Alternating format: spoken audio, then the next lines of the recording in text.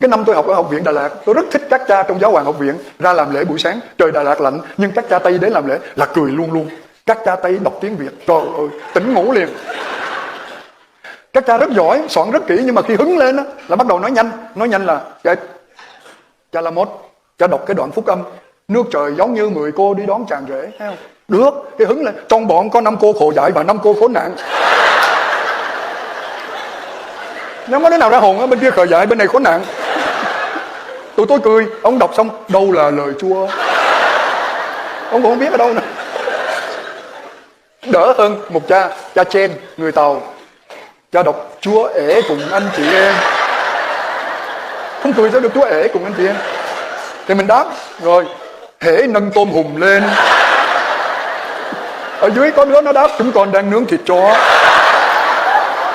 Không thể nào nhịn cười được. Buổi lễ luôn.